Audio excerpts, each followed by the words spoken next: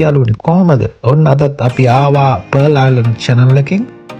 අද අපි යනවා Cromane beach එක බලන්න. ඉතින් හරි ලස්සන beach එකක් Cromane beach එක. ඉතින් මේක Cromane වල නිකන් අපේ ලංකාවේ තියෙන කල්පිටිය වගේ point එකක්. ඉතින් ඉවර වෙනම තැනක් මුහුද beach එක තියෙනවා. ඉතින් natural harbour එකක් තියෙනවා Castlemaine harbour කියලා. මේ හරියම කියන වම් පැත්තෙන් තමයි ඒක තියෙන Castlemaine harbour එක.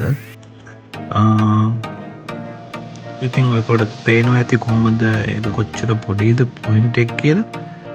මේ තියෙන Castlemaine harbour එක natural harbour එකක්. ඒකත් මෙහි tourism attraction එකක් King of Kerry වල. ඔයගොල්ලෝ බලන්න පුළුවන් කොහොමද මේ හරිය තියෙන්නේ map එකේ කොහේ හරිය තියෙන්නේ. Cromane අපි ඉන්නෙත් මේ හරි අපි හරි ලකී. ඉතින් මේ හරි ජීවත් වෙන්න හරි ලස්සනයි. අපි මේ බීච් එකත් එක්කම තමයි අපි ජීවත් වෙන්නේ. හරිම ලස්සනයි. ඉතින් අපි එනම් වීඩියෝ එකට මම මැප් එක දැන් ඔයගොල්ලෝ පෙන්නුවේ.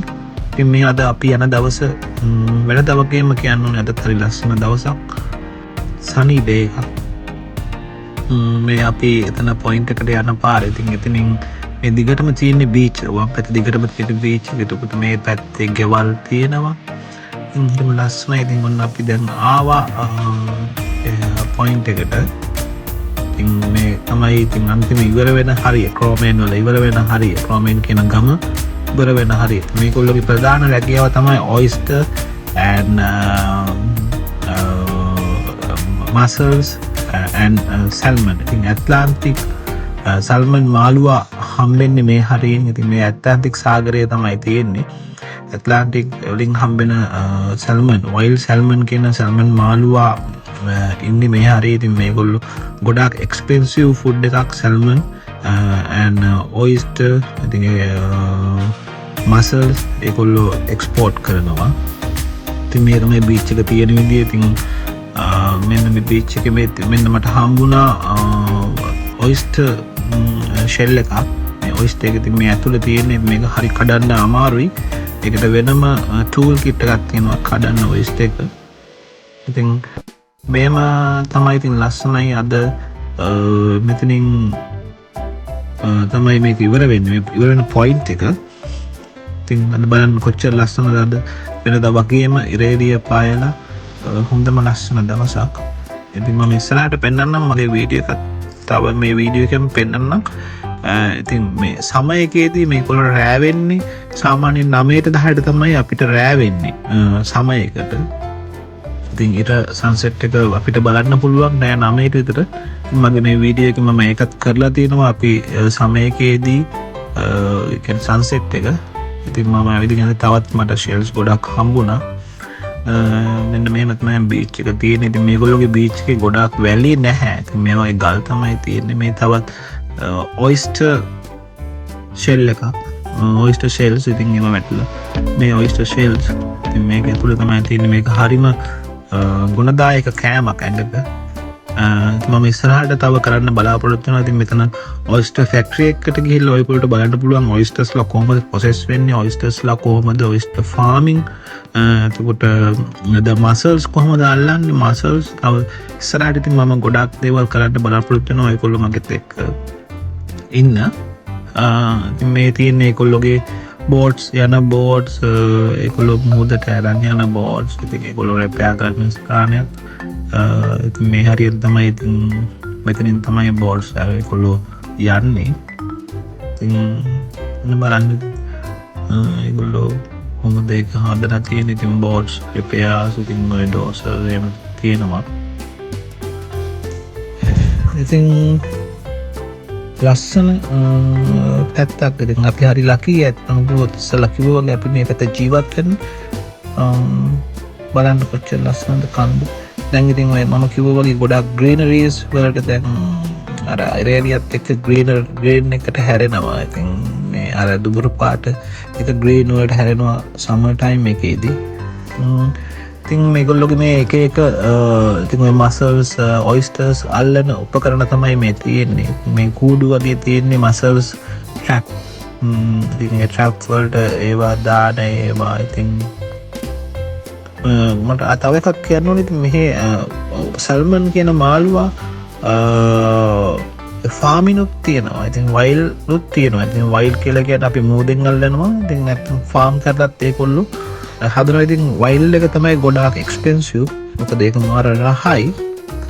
අනික ගුණයි. ඉතින් ඒ වගේ දෙයක්. ඉතින් මම තව දෙයක් දැක්කම මේගොල්ලෝ මේ මෙතන මේ ෂෙල් මොනවාද මසල් ද ඔයිස්ටර් ෂෙල් එක තමයි මේගොල්ලෝ යූස් කරලා තියෙනවා එක තැනකදී පුරවන්න. මමත් පුදුම වුණා ගොඩාක් ඒගොල්ලෝ ඔයිස්ටර් ෂෙල් එක විතරක් එතන පුරවලා ඒ පස් වෙනුවට ඒගොල්ලෝ ඒ ඔයිස්ටර් ෂෙල් එක යොදාගෙන තියෙනවා. මෙතන මේ පුරවන්න. ඉතින් බලන්න පුළුවන් ඔයගොල්ලෝ මේ ඇවිල්ලා ඔයිස්ටර් ෂෙල් එක. ඔයිස්ටර් ෂෙල් එකෙන්ම තමයි ඒගොල්ලෝ පුරවලා තියෙන්නේ. මම හිතන්නේ ඒක ගොඩක් හයි ඇති මේ සාමාන්‍යයෙන් ඉතින් ගලක් වගේ ගොඩක් හයි ඇති. ඉතින් ඔයිස්ටර් ෂෙල් එක පුදු දහස් ලක්ෂ ගණනක් ඔයිස්ටර් ෂෙල් එකක් ඔයිස්ටර් ෂෙල්ස් ගොඩාක් පුරවලා තියෙනවා. පුරවලා ස්ටොක් කරලා ඒ වගේ බැම්මක් හදලා ඒගොල්ලෝ ඔයිස්ටර් ෂෙල් එකෙන්ම ඉතින් හදලා තියෙනවා. ඒ බලන්න කොච්චර ඒගොල්ලෝ කොච්චර සම්පත් වලින් ප්‍රයෝජන ගන්නවද කියලා. අපි වගේ නම් අපි ඕක වෙන විසෙක් කරලා දාලා අපි ඉන්නවා. ඉතින් මේගොල්ලෝ ඉතින් ඒකත් යොදාගෙන තියෙනවා. මොනවා හරි කරලා ඉතින් පුරව ගන්න එතන.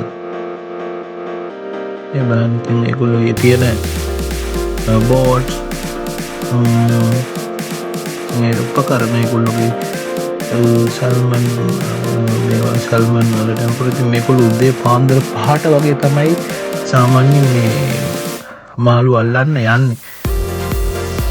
මෙන්න මම එනකොට ගත්ත වීඩියෝ එකක් අපිට අර ඈතින් තියෙනවා ලොකු බෝට්ස් 4ක්. ඉතින් මේ බලන්න ඉතින් මේගොල්ලෝගේ මේ තිබ්බ ඒවා උපකරණ තමයි තියෙන්නේ.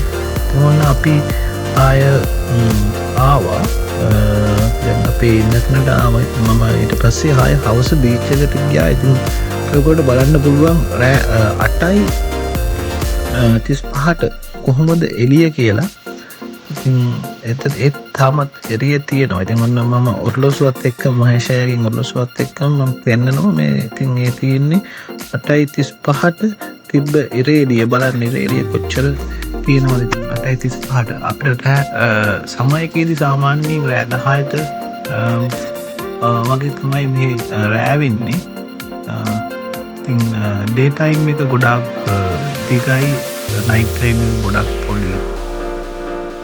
මේ තියෙන මෙතන තියෙනවා මේ කොමෙන් බීච් එක. මේ තියෙන පොයින්ට් එක නෙවෙයි මේ කොමෙන් බීච් එක. මෙතන තමයි ගොඩක් කොමෙන් බීච් එක කියලා රින් ඔෆ් කෙරි වල කොමෙන් බීච් එක කියලා කියන්නේ. මේ ඇවිල්ලා කොෆි ෂොප් එකක් අපිට තියෙන කොෆි ෂොප් එකක් තියෙනවා. ගොඩක් කට්ටිය ඇවිල්ලා එන්ජොයි කරනවා. අද ලස්සන දවසක් නිසා බලු සන්සෙට් එකත් එක්ක ලස්සනයි.